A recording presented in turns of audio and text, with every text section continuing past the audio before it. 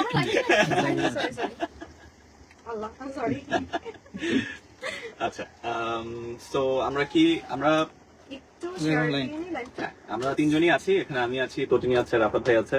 So যারা যারা দেখছেন আমরা একটু ওয়েট করব সো দ্যাট আরো মানুষ আসুক, তো সবাই দেখুক, তারপরে আমরা আমাদের কথাবার্তায় যাবো, কি বলো?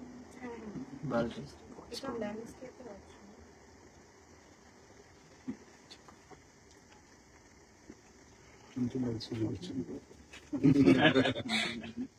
আছে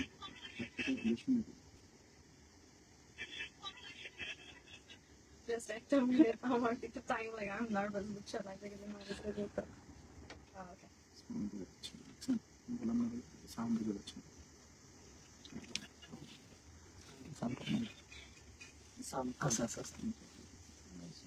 ওকে কি হয়েছে শেয়ার? হ্যাঁ share can I have a phone Huda ভাই? দেখো তো ঠিক আছে হ্যাঁ ওকে ওকে অলরাইট। সো 426 জন দেখছে আমাদের live, which is a great thing. So let's see comments. First of all, First of all, hello everyone. This is Totini, this is Yash Rohan, and this is our honorable director, Imran Rafat Bhai. alright. So আমরা মানে লাইভে যাওয়ার আগে আমরা মানে লাইভে তো আমরা চলেই গেছি, মানে আমরা অডিয়েন্সের কোয়েশ্চেনে যাওয়ার আগে লেটস আমরা ভালো থেকে নিয়ে কিছু কথা আমরা বলি। যে প্রথমে আমি রাফাত ভাইয়ের কাছ থেকেই জানতে চাইবো যে কাজ তো রিলিজ হয়ে গেছে, কিরকম রেসপন্স পাচ্ছেন বা কি? Huge response. একটু নার্ভাস ছিলাম অনেকদিন পরে। এটা হচ্ছে কেন নার্ভাস ছিলেন আপনি? It's not typical commercial work, so এটা যেহেতু প্রপার কমার্শিয়াল ওয়ার্ক না, সো দর্শকরা আসলে কিভাবে নিবে এটা একটা ইস্যু ছিল। আর একটু ক্রিটিক্যাল, মানে একটু অন্যভাবে শুট করা, অন্যভাবে স্টোরি টেলিং করা, সো এই জিনিসটা নতুন ভাবে কি দর্শক নিবে নাকি, তো মানে সবাই টেনশনে ছিলাম একটু। আমিও ছিলাম। আমরা তটিনীর কাছে প্রশ্নে যাওয়ার আগে আমি অডিয়েন্স সবাইকে রিকোয়েস্ট করবো, আপনাদের যদি কোনো প্রশ্ন থাকে প্লিজ কমেন্ট করুন, আমি একটা একটা করে পড়বো এবং আমরা চেষ্টা করবো যতগুলো কমেন্টের রিপ্লাই দেওয়া যায় দেওয়া। সো তটিনী, তোমার কি মনে হয় লাইক আফটার কাজটা রিলিজ হওয়ার পরে তুমি কিরকম রেসপন্স পাচ্ছ? অনেক ভালো। আমার মনে হয় আমি প্রথম ভালো রেসপন্স পাওয়া স্টার্ট করেছি যখন টিজারটা রিলিজ হয়। So teaser was very different, so মানুষ খুব পছন্দ করে এন্ড ইকুয়ালি যে এক্সপেকটেশনটা মানুষের ছিল, আমি তো টেনশনে ছিলাম যে কাজ রিলিজ হওয়ার পর মানুষ পছন্দ করবে কিনা, বাট আলহামদুলিল্লাহ কাজটা সবাই অনেক অনেক অ্যাপ্রিশিয়েট করেছে। এবং আমার কাছে মনে হচ্ছে যে মানে আমরা আসলে সবাই, শুধু আমরা তিনজন না, এখানে প্রত্যেকটা টিম মেম্বার আমাদের এই কাজের, স্পেশালি রাজুরাজ, আমাদের সিনেমাটোগ্রাফার রাজুরাজ, সবাই আসলে এই কাজটাতে এত এফর্ট দিয়েছে যে আমার কাছে মনে হয় যে এত পজিটিভ ফিডব্যাকটা না, আসলে মনে হচ্ছে যে কাজটা এতটা কষ্ট করাটা সার্থক হচ্ছে আর কি। প্রথমেই আমি আরেকটা কোয়েশ্চেন আমি রাফাত ভাইকে করতে চাই যে গল্পটা, এই কোয়েশ্চেনটা করার আগে আমি গল্পটা একটু বলি। যে হাসতেছো কেন? মানে আমি হোস্ট করতেছি দেখে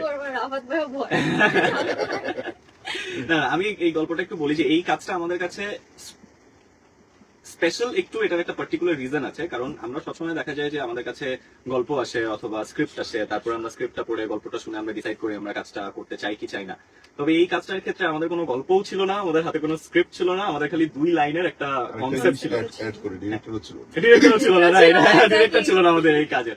সো আমরা যখন প্রথম 2 লাইনের কনসেপ্টটা শুনি, তখন প্রথমেই আমরা দুইজনই ডিরেক্টর নাম বলেছিলাম হচ্ছে ইকবাল রাফাত, যে এইটা যদি আমি আগে বলছি, তুমি এটা বলো না কেন? আমরা একসাথে বলছি। না আমি আগে বলছি, আমার মাথায় আগে আসছে শেষ কিছুদিন থেকে। হ্যাঁ, তো ওই জায়গা থেকে আমাদের দুজনের মাথায়, যেহেতু ও ঠিক আছে তুমি আগে বলছো ফাইন, আমাদের দুজনের মাথায় রাফাত ভাইয়ের নাম আসছে, কিন্তু মুখ থেকে বের হয়েছে তটিনীর প্রথমে। ঠিক আছে। সো রাফাত ভাই, আমার কোয়েশ্চেনটা হচ্ছে তুমি যখন প্রথম মানে জানতে পারলা যে আমরা খুব চাইতেছি একটা কনসেপ্ট তুমি ডেভেলপ করো বা তুমি বানাও, হোয়াট মেড, মানে তোমার কিরকম লাগছে বা ওই এক্সপিরিয়েন্সটা একটু শেয়ার করো, যে তুমি একটা কনসেপ্ট শুনছো এবং আর্টিস্টরা বলছে যে এটা আমরা রাফাত ভাইয়ের সাথে করতে চাই। ওটার ফার্স্ট হচ্ছে যে নর্মালি তো অন্যের কনসেপ্টে করা হয়, কনসেপ্ট স্ক্রিপ্টে করা হয়, বাট এরপর যেটা হচ্ছে আমার যতই মানে তোরা বলতে কনসেপ্ট ভালো না হলে করতে তো কনসেপ্টটা মানে এট দিস মোমেন্ট মানে এত বছর ডিরেকশন দেওয়ার পরে এখন যেটা হচ্ছে আমার চ্যালেঞ্জ পছন্দ, যে না মানে সামথিং নিউ যেটা চ্যালেঞ্জ দিবে। তো কনসেপ্টের প্রথমে আছে যে মানে আমাকে চ্যালেঞ্জ দিছে যে না ওকে ফাইন, এই কনসেপ্টটা ডেভেলপ করাটা একটা চ্যালেঞ্জের, এটা এক্সিকিউট করাটা একটা চ্যালেঞ্জ। সো ওইটার জন্যই বেসিক্যালি রাজি হয়েছে। তো Okay. দ্যাটস দ্য মানে ব্যাকগ্রাউন্ড স্টোরি আর কি। আচ্ছা, আমাদের যে কনসেপ্ট শুনে প্রথম রাফাত ভাইয়ের কথা মাথায় আসছে, what is the particular reason for you তোমার মাথায় আসার জন্য? বিকজ আমি তো রাফাতের সাথে এর আগে বেশ কিছু কাজই করলাম, বাট দুইটা কাজে I had a very different experience. শেষ কিছুদিন আর হচ্ছে হঠাৎ ভালোবাসা। তো এই কাজ দুইটা করার পরে থ্রুআউট এক্সপিরিয়েন্স আমার মনে হচ্ছে যে রাফাত ভাইয়ের সাথে এই ধরনের গল্প নির্ভর কাজে I feel that he is very invested. ওনাকে আমি অন্যরকম ভাবে দেখি। এটা So, গল্প নির্মাণে অ্যাক্টিং নির্ভর হতে হবে। মানে হ্যাঁ acting মানে গল্প নির্ভর ভাইয়া, মানে এখানে গল্প নির্ভর হলে তো আসলে অ্যাক্টিং এ অনেক স্পেস পাওয়া যায়। তো আমার কাছে মনে হয়েছে যে সিন্স আমি এই টাইপের একটা মানে কাজ করছি, তো আমার কাছে মনে হয়েছে যে না, if there is one person who can do it, তাহলে এটা হচ্ছে রাফাত। আমার কাছে মনে হয়েছে যে রাফাত ভাইয়ের one of the biggest qualities he deals with relationship very well. হ্যাঁ, উনি দুটা মানুষের মধ্যে সম্পর্কটাকে খুব ভালোভাবে ডিল করে। সো আমি যখন এই কনসেপ্টটা শুনছি আমার কাছে মনে হয়েছে এটা দুটা মানুষের সম্পর্কের গল্প। সো তখন আমার মাথায় আসছে যে এটা যদি কেউ ভালো ডিল করতে পারে সেটা উড বি রাফাত ভাই।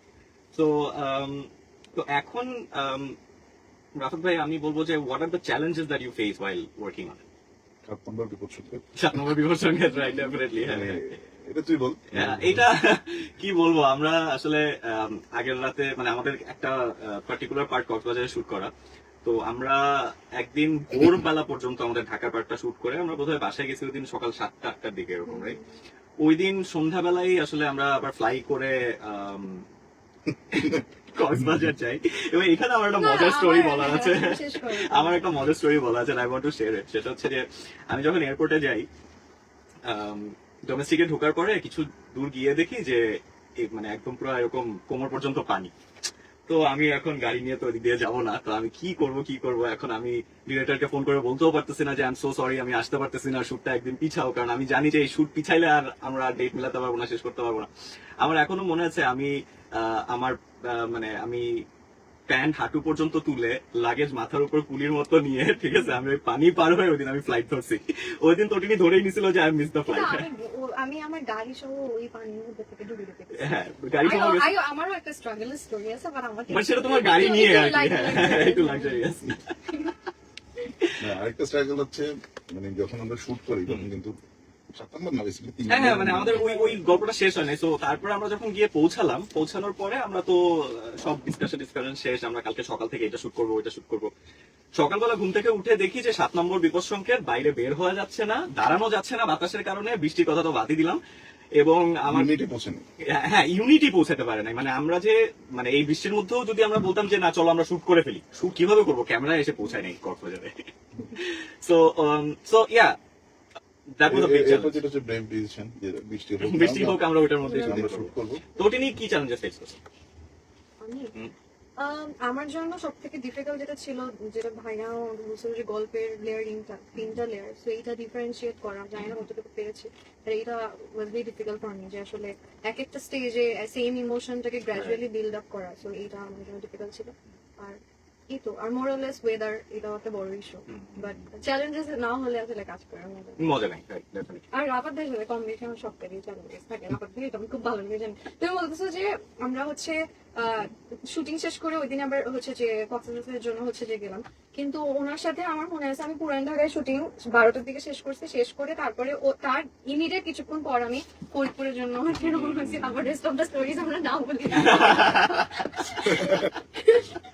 না না, তোর সাথে প্রত্যেকটা শুটিং কোনো না কোনো প্যারা থাকে, কোনো প্যারা থাকে, এটা কি আমার কারণে হয় না, মানে শেষ কিছুদিন মধ্যে আমরা প্যারা ছাড়া শুট শেষ কিছুদিন আমরা খুব আরাম করে শুট করছি। এবং শেষ কিছুদিনে আসলে আমি জানি না তোটিনের ব্যাপারে, আমার চ্যালেঞ্জটা হয়েছে শুটিং শেষ করার পরে। এটার কারণ হচ্ছে কি, আমার মনে আছে ওই শুটিংটা শেষ করে আমরা দুজন আরেকটা শুটিং এ যাই। তো শেষ কিছুদিনে আমরা আসলে ওই 3টা দিন ওই গল্পটার ভিতরে, ওই ক্যারেক্টার দুইটার ভিতরে এমন ভাবে ইনভলভ হয়েছিলাম, আমাদের ওই ক্যারেক্টার থেকে বের হয়ে আরেকটা ক্যারেক্টার করতে খুব ডিফিকাল্টি ফেস করতে হচ্ছিল। সো দ্যাটস মানে শেষ কিছুদিনের স্ট্রাগলটা হয়েছে শুটিং এর পরে। না, তোটিনের সাথে আরেকটা শুটিং আমাদের যে বাগেরহাট শুটিং করলাম ওটাও ওই বৃষ্টি, হ্যাঁ হ্যাঁ হ্যাঁ হ্যাঁ। So, আমাদের লাগিয়েছে। ওনার সাথে সব শুটিং এ আমার আচ্ছা, আমরা এবার একটু অডিয়েন্স কোয়েশ্চেন নেই।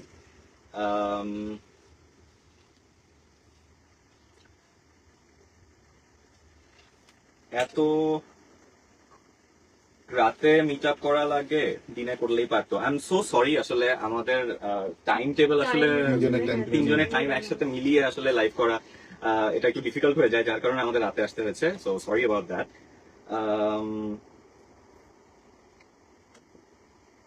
আপনাদের কোনো প্রশ্ন থাকলে প্লিজ করবেন, কারণ আমি এখানে প্রশ্ন পাচ্ছি কম। আপনাদের প্রচুর শুভকামনা।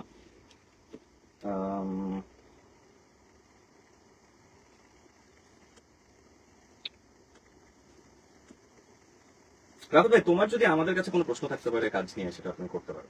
তটিনেরও যদি কোনো প্রশ্ন থাকে দুজনের কাছে। তোর ফেভারিট সিন দুজনেরই।